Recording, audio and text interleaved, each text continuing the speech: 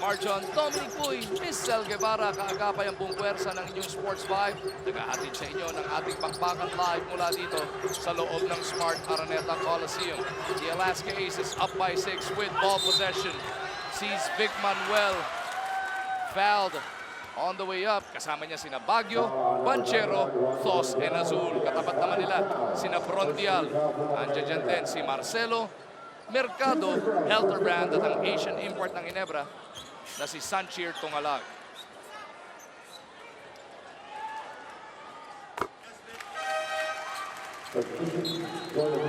Malala mo nung halftime, pinakita natin fast break points para sa Barangay Ginebra. Once again, in the third quarter, it was them speeding things up, getting the points. 13 fast break points para sa Barangay Ginebra in the third quarter. 83-75, Alaska back ahead by 4. Mercado running the show for the guys in white. Peña ipinasok ni Coach Frankie. Pinalitan muna ito si Frontial. Dorian surveys, waiting for an open teammate. Mercado has 11 seconds to generate. Sanchir from deep. Couldn't send it home.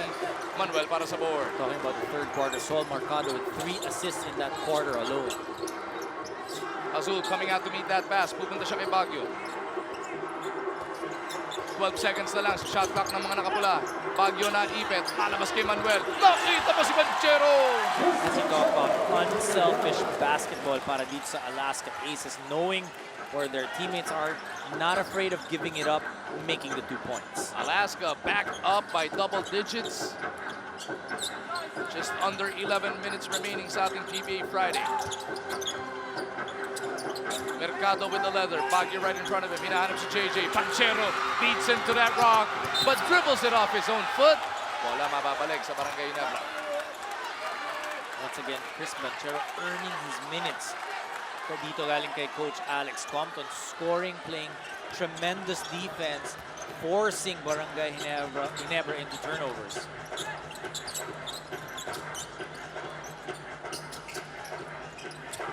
Marcelo with the pick. Mercado locates JJ. He unleashes one. Gets the bounce!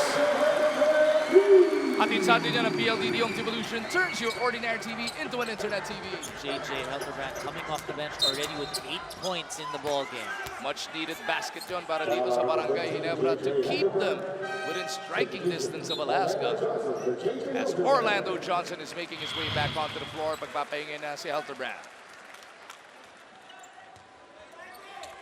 Can Orlando Johnson continue on that torrid pace he has shown?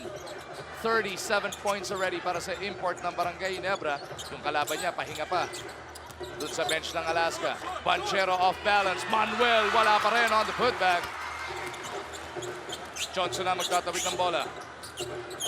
Orlando dancing with Manuel. They go to Mercado. Down the middle. Binigay kay Marcelo.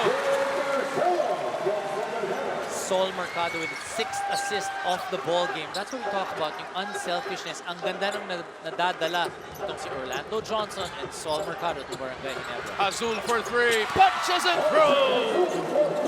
Hatid pa rin sa atin ang PLDT Home Evolution turns your ordinary TV into an internet TV. Sanchir almost lost it. Forced to give it back out. Turns it over. Anyway, it's been a rough night para dito kay Sanchir Tungalong. Strong comeback by Barangay Ginebra, but Alaska again able to weather that storm, keep Barangay Ginebra at bay, and doing it without their import. Upo na muna si Sanchir Tungalag. Balik sa sahig si LA Tenorio.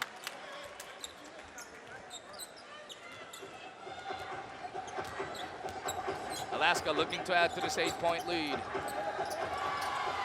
Eric Menk nagbalik na para sa kanila. Pupunta sila kay Travis. 12 seconds to shoot for the guys in red. Banchero attacking the defense of Tenorio. Sinalubong pa ni Peña. Sabit siya. Banchero the past 2 games able to get down the lane, penetrate, get to the basket, making the defense commit. Pag nag-commit sa kanya, pinapasa niya. Kung hindi man may chance siya taking that layup.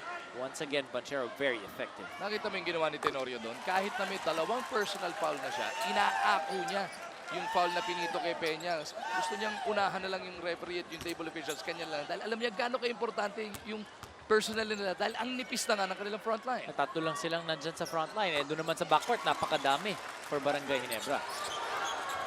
Almost a turnover there para sa Barangay Ginebra. Down by 10 points. Of course, LA likewise playing against the team where he made a name for himself. Siyempre, originally from the San Miguel Pirmeñan. Johnson misses. Peña. Wrong timing on that rebound play. Banchero pushing it. Bullet pass to Travis. Diluwa lang ng ring. Johnson asking for it. Di nakita ni LA. They go to the other side to Mercado. Tenorio for three. No good.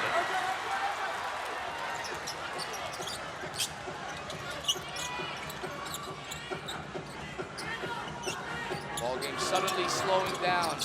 Here in the fourth quarter of action. Major pain. No, Travis is fouled. On the way up for the putback. 2 shots parating. Gotta give it to the two imports, huh? Romeo Travis and Orlando Johnson really working hard. Not just scoring, but getting offensive rebounds, playing defense. Pati yung Johnson, ang pagpasok niya kanina, tuloy-tuloy, 100% pressure ang binibigay niya. 5 na ang personal foul neto ni Dave Marcelo. And with barely 4 minutes having gone by in the fourth quarter, 5 na rin ang team foul ng Barangay Ginebra. That means free throws for the Alaska Aces. That's one thing they'll need to check. They need to be able to play defense nang hindi nagpa-foul. Coach Frankie Lim opting to go a little smaller here. Kagiwa is in for the foul-riddled Marcelo. And now he wants to talk things over, down by 12 points. Itong Barangay Ginebra came all the way back to within 2, Dom. Pero ngayon, 12 na naman ang abante ng mga alas. When you talk about the strength of Alaska as a team to be able to hold Barangay Ginebra at bay even without their import, kanina na nakaupo. Johnson taking the contact mula dito kay Romeo. Baguio was whistled for the region foul. I like the attitude of Orlando Johnson. He's willing to take the lead role. Alam niya na inaasahan siya as the import na makapuntos, but not just points, but even on the defensive end, getting those rebounds.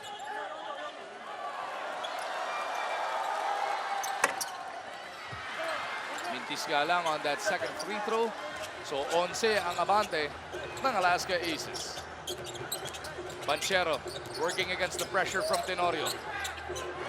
They go to Travis. Menk to Baguio. He wants to test the defense of Sol Mercado. Kagiwa with that kalawit rebound. Johnson on the move against Banchero. Holding foul whistled here on Chris. Only going to be the second team foul on Alaska. Orlando Johnson shooting 6 out of 12 from the free throw line.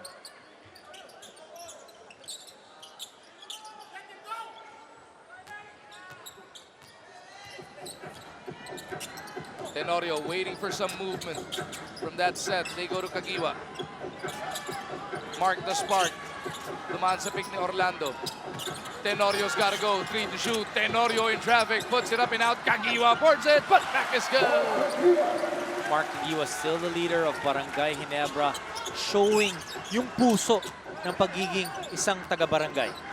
Babasa siya, mang hinahabol dito ng Ginebra. Ano ulit ang isasagot ng Alaska? Sel, anong balita? Mainit ang mga pangyayari sa Ginebra bench. Coach Frankie Lim drew a play at nagtatanungan ang ibang mga players to understand it more. And Sol Mercado is becoming more vocal, telling Orlando Johnson to be more aggressive. Magu? Well, Sol Mercado always been known throughout his career to be able to make his thoughts known to his teammates especially.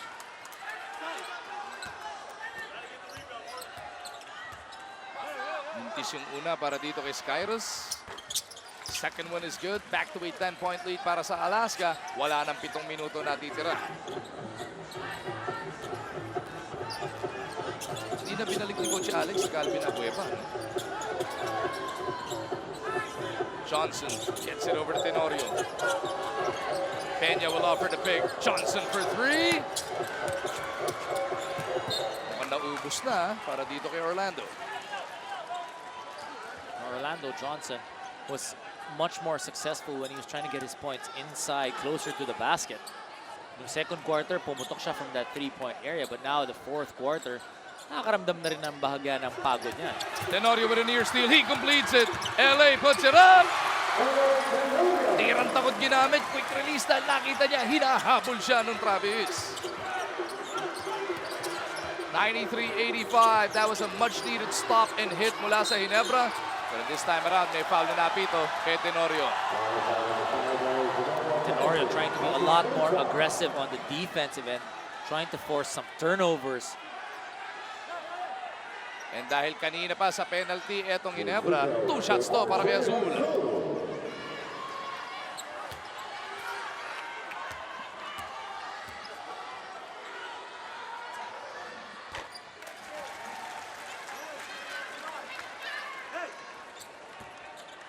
Coach Frankie Lim and the Ginebra fans in attendance upset over that last call. Scramble for the loose ball. Menk ended up with it, but his wraparound pass ends up in a turnover. Ginebra gusto na naman magmadali. Oh, traveling yun para kay LA. It was not a made basket. That's a mental lapse on Tenorio. You can only move along the baseline pagka made basket. Off a made basket. Kung hindi, you have to be able to establish that foot. Well, that's what we were talking about. Itong Alaska, right off that inbound, nakadepensa na. They're trying to deny every single receiver. Minsan nakakalito rin dahil pagka baseline inbound, usually off a made basket. Oo. No? Oh, what a getaway by JV Casio. And an even better pass from Banchero. Balik sa 11 ang abante ng Alaska. It is go time para dito sa Barangay Ginebra. Less than 6 minutes to try and make up the difference. Mercado through that Peña pick. Gets it to Kagiwa. Couldn't get the bounce. Johnson taps it, but it goes to Casio. JV looking to take the fight out of Barangay Ginebra on this attack. Banchero goes to Baguio. Play broken up by Peña. Good read by Dorian Pena, helping out on defense. Orlando in traffic. Somehow found a way to put it up and in. That's what you're talking about. Orlando Johnson much more effective when he gets to the basket. Just over 5 minutes to go. Alaska looking for that last finishing kick. Trying to find a way to shut down Barangay Ginebra, but Baguio ends up dribbling out of bounds. Last touch whistled on Johnson. Kailangan mo ng buffer. Pinag-usapan natin kanina yung buffer. The second and the third quarter belong to Ginebra. But the first quarter, ang laki ng buffer for the Alaska Aces. That's why Barangay Ginebra still trying to play catch-up.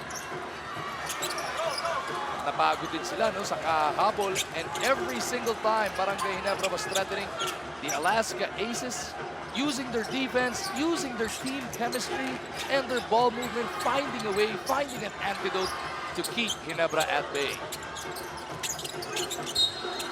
This guy definitely has been impressive as well. Si Travis netong Alaska. You know what I like about Romeo Travis is pupunto siya kinakailangan nung nakita niya, uy, kailangan ko pumuntos. Sige, bigyan niyo ako ng bola, pupunta ako sa ilalim. But also helping out on defense, getting those rebounds. Because there was a time that Barangay Ginebra was really lording the rebounds. And now that Romeo Travis here, especially here in the fourth quarter, he's got a number of rebounds that has been able to stop the offense ng Barangay Ginebra. Don 4 of 6 from that free throw line. He's got a total of 10 points. Make that 5 of 7 to give him a 15-point lead. Marcelo nagbalik para dito kay Peña. Coach Frankie wanting a bit more speed. Mercado being bothered by Eximiniano. Kagiwa di diskarte rito. Ginebra looking to put on their last stand. Johnson on the move, takes the contact. Trying to send home that bucket, but will have to earn his points from the line.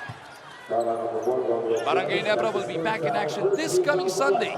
Talk and text sa kanilang makakatapat alas 5 ng hapon. Tapos pagkatapos nun, May 13 Kia, and then May 16 sa Dipolog, Blackwater naman ang makakatapat nila. The Alaska Aces will be back on May 15, rain or shine ang katapat. May 18, Talk and Text, and then May 27, Pure Foods. So kung sakaling they hang on to this victory, laking bagay ng 2-0 na yun as that schedule ay napakabigat ng susunod na tatlong laro nila. Mabigat para dito sa Alaska Aces, 3 of the teams that are really vying for a championship this conference. 3 of the 4 semi-finalists from the previous tournament. pagkakatapat ng Alaskang susunod. Coming up on 3 minutes to go. Alaska wasting away the time. JV caught traveling.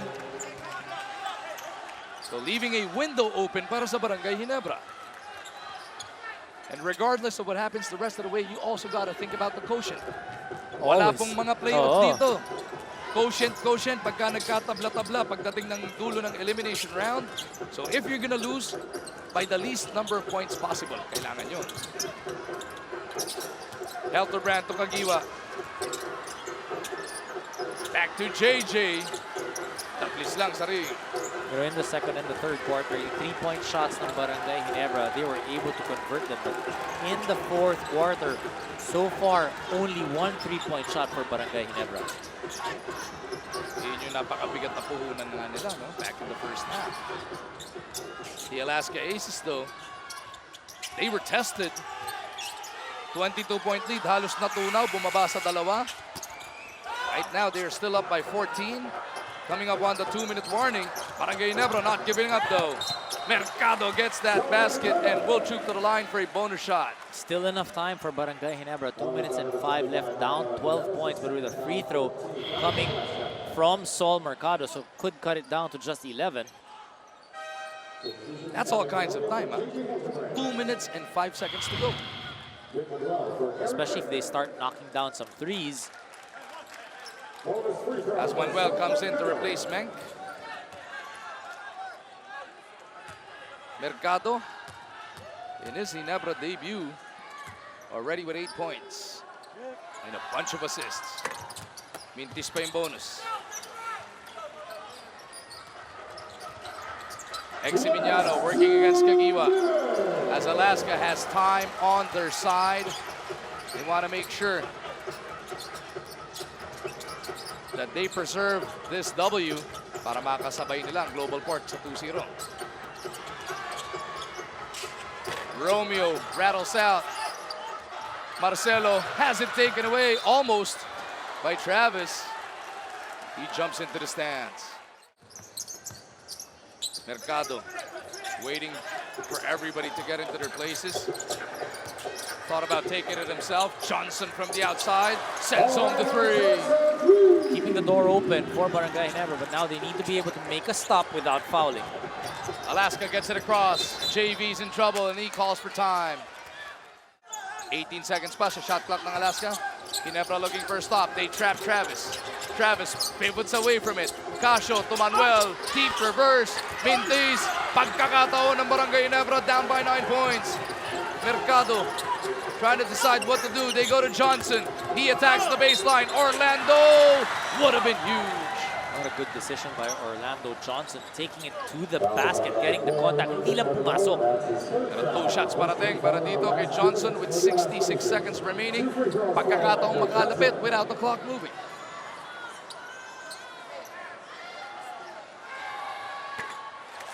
Johnson takes care of first.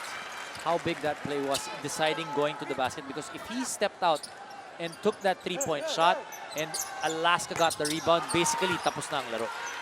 Now Alaska has 3 timeouts remaining, facing pressure all the way in the backcourt. Romeo Travis gets it across. The rest of the guys recover. Casio will burn some time over to Azul. 14 to shoot for the guys in red. Tenorio ends up fouling RJ. Alam mo, yan ang advantage. If you're a team like Alaska, you play a lot of pressure defense, but you also know how to break the pressure. Why? Kasi every day sa ensayo, yun yung ginagawa nyo sa isa't isa eh. Azul, 1 of 2 so far tonight. Pitin dun sa una. Does Alaska have enough to close this one out? They have led all throughout this ball game. No deadlocks, no lead changes. Azul takes care of the second free throw. Mercado maglalabas. His targets are Tenorio, Johnson, Marcelo, and Kagiwa. Coach Alex Compton opting to go for that delay of game warning para makita paano nga ba yung kilos ng Ginebra. Tenorio tatanggap. Casio right on him. Tenorio to Mercado. They need a quick hit here. Kagiwa with a pull-up 15-footer. No. Romeo Travis with a rebound. And that's what we're talking about. Yung rebounding ng Romeo Travis when it counts, when they need to clear that board. Alaska's playing actually small, but they're able to get those rebounds. Going back to that Barangay Ginebra offensive set, okay lang yun because they were able to rotate that basketball. Alaska played good defense, pero nakuha pa rin nila, nakakuha sila ng drive to the basket, and that pull-up from Kagiwa hindi lang pumasok. Azul trying to put on the finishing touches. Si Sanchir Tungalag naplanta na sa bench ng Barangay Ginebra. It was a rough debut for him, Dom. Oh, you know, if you're Coach Frankie Lim, it's always difficult to see, you know, especially with the way you started. Kumbaga, naghahanap ka na ng tamang kombinasyon. Yung pinagplanuhan mo kung paano mo gagawin may not have happened because of the start that you had. Siyempre, dahil na rin sa mga injuries to both Aguilar and Slaughter. Aguilar na paghandaan nila because it's been weeks. So si Slaughter, 2 days 2 days before ago your lang first yun. game, bigla na lang nagka-deprensya. Kaya naman madami dun sa opensiba ng Barangay Ginebra. Nung nakahabol sila nang galing dun sa mga guardia coming off those 3-point shots, coming off those fast breaks. Alaska naman, talagang they pounced on it. No mercy in that first quarter. 29-12 nila tinapos yun. They lagged a bit in the middle 2 quarters when Barangay Ginebra had that fight back. Pero Alaska had enough in their tank to really put this distance between them and Ginebra. No, you also credit the rotation of Coach Alex Compton, always keeping fresh legs inside, playing big, playing small, but more often than not, small yung nilalaro niya to be able to put that pressure. Ball is whistled to go to Barangay Ginebra, but the officials will review this one. Johnson tatanggap. Manuel on him. Orlando looking to make his move. Goes to that left side. Johnson goes glass. And that will bring them to within 6 points. 50 points para dito kay Orlando Johnson. JV gets it across to Azul. And now Alaska will just dribble away the time. No more fouls, says the coaching staff of Ginebra. But Alaska also realizing they want a better quotient. RJ Azul delivers the goods. And look at that. Even if they're up by 9 points, off that inbound, nandun na naman itong Alaska Aces really playing in-your-face defense all throughout this basketball game. You realize the format of the tournament. If you're gonna win, gusto mo yung pinakamalaking advantage, yung pinakatambak na makukuha. Kung matatalo ka naman, gusto mo halos 1 point lang kung kailangan. It's all about being able to practice that and reach that prior to the ball game. And Alaska looks like a very cohesive unit as of this time.